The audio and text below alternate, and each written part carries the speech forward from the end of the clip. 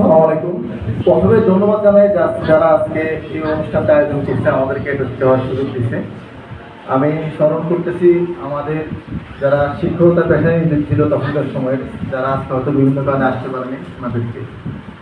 তো কলেজে যেদিন প্রথম ভর্তি হয়েছে, যে আন্তরিকতা কাজ করতো কলেজের প্রতি, আজও সেই আন্তরিকতা আছে। আর কলেজের জন্য পড়াশোনামূলক অনেক কথা গুরুল অলরেডি বলে গেছে। আমাদের এই কলেজটার আয়তন আগে অনেক ছোট ছিল, কিন্তু এখানে সবসময় স্টুডেন্ট ছিল এবং এমন একটা সময় গেছে তখন স্টুডেন্ট জায়গা হইতো না। এর আগে এমন একটা সময় ছিল যখন সংখ্যা কম ছিল, পরবর্তী সংখ্যাটা বেশি হয়েছে। তো সব কিছুই ভালো সময় ভালো খারাপ থাকে, আর হয়তো কম।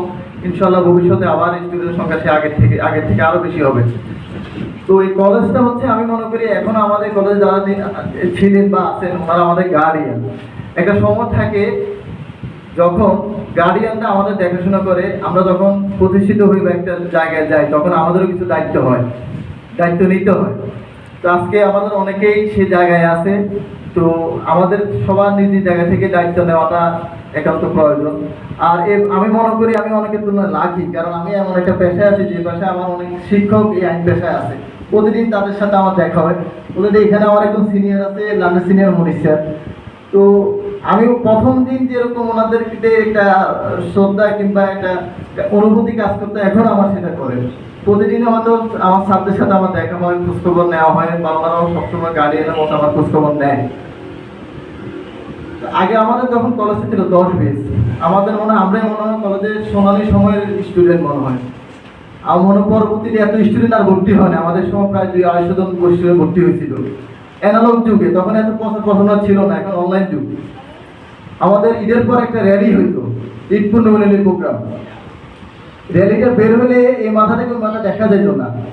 তখন জিজ্ঞেস করতে অনেকে দেখতো যে হ্যাঁ commerce college student, commerce college আছে, রেজাল্ট হ্যাঁ খুব ভালো। এখন অনলাইন যুগ, প্রচারের যুগ এখন। তো আমার মনে হয় যদি র্যালি সিস্টেমগুলো বা যারা প্রাক্তন স্টুডেন্ট আছে ওনাদেরও যদি কিছু দায়িত্ব নেয়, তাহলে কলেজটা আবার সে আগের জায়গায় যাবে।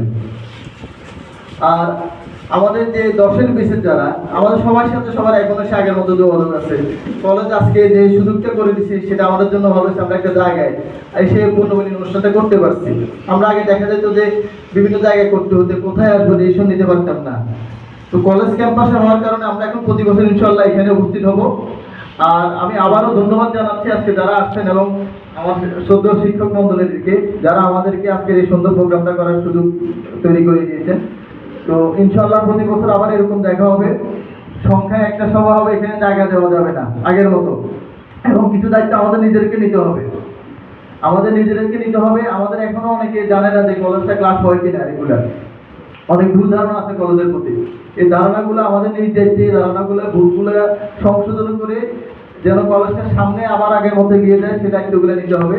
আমি আবারও সবাইকে ধন্যবাদ জানাচ্ছি। আর আবার সবাইকে ঈদের শুভেচ্ছা জানিয়ে আমি আজকের মতো এখানে বিদায় দিলাম। আসসালামু আলাইকুম।